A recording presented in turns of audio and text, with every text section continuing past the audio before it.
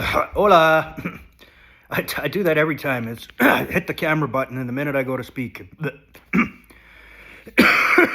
Anyway, this is my post gym check in. I just got home from, well, not from the gym. I was at the gym at 9:30 this morning. So I've been just whistling around. I had to get a jacket and some. When I was looking at jackets, I went to Winners or Home Sense, and I seen another jacket. So I was like, oh, that's a nice jacket. So I grabbed that jacket, and then I went to some store for leather jackets, I thought it was, and they had a cool pair of sweats, red sweats with Canadian maple leaf, and right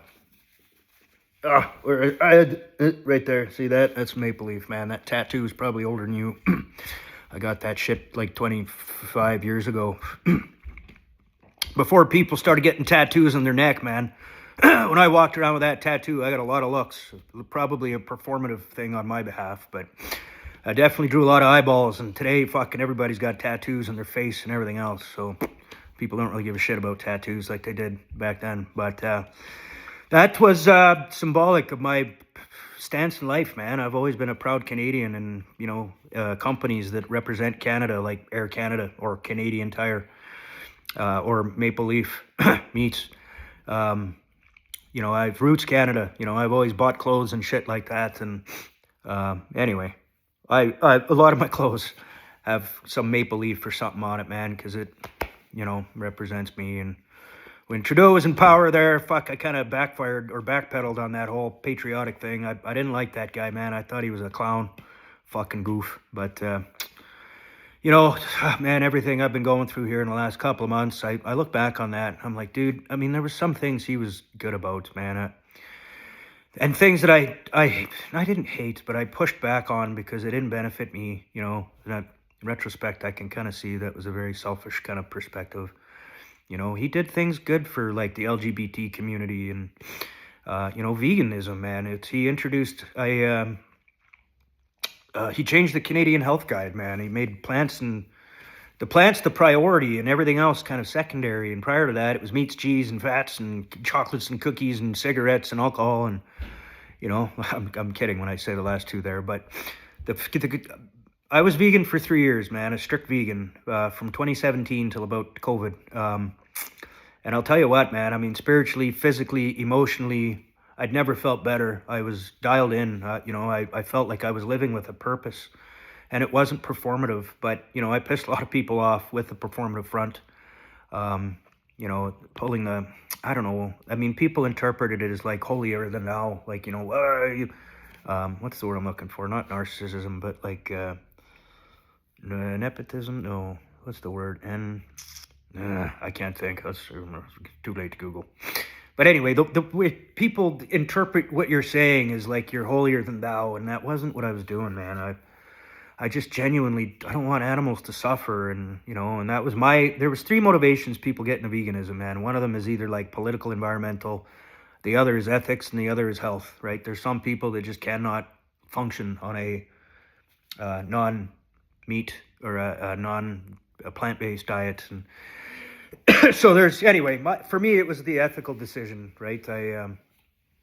I stopped eating meat and dairy and everything else, eggs, you name it, because of the ethical concerns I had. I had no idea where dairy came from until I watched this movie or video called Dairy is Scary. And it sounds goofy, man, but when I watched that, it fucking broke my heart. And overnight, I was like, that's it, I'm vegan. And everybody laughed at me and said, oh, you can't just do that. And I was like, fuck around, find out, man. Watch. I do this all the time, brah.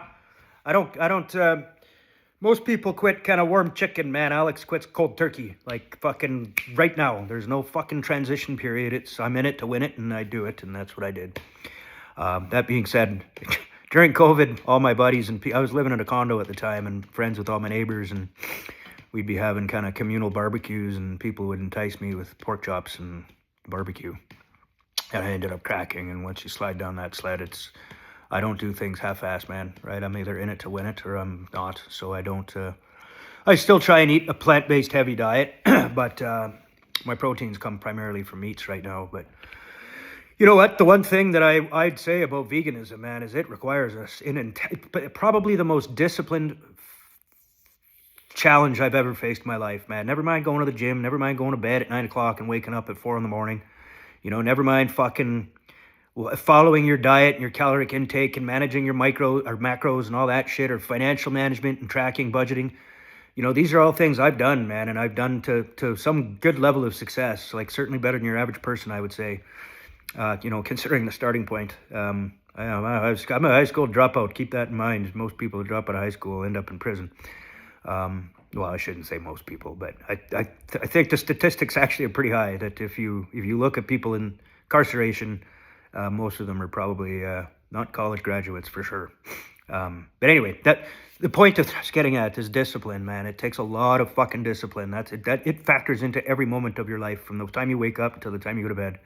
Everything that you consume has to be monitored and managed if you're truly trying to be vegan. I couldn't eat cereals because everything had dairy in it. There's soups and everything had dairy. So it took a lot of discipline, man, a lot of work. And that was one thing I really took away from that, is like, man, if anything, I appreciated it because that taught me discipline. But anyway, yeah, I don't know where I was going with this. I went shopping. I'm going to shoot a podcast with my sister here, hopefully soon.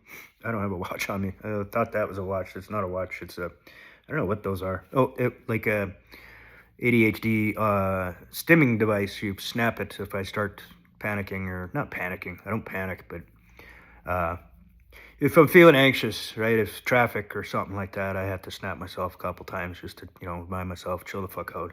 It's not the end of the world. Saturday, you're not in a rush. No one's holding a gun to your head. So chill out, Alex. Anyway, excuse me. Timmy's coffee, not vegan. But anyway, yeah, so I'm going to shoot the podcast with my sister here and hopefully cover some... We're gonna go over the subject of self-love, self-care, and self-worth.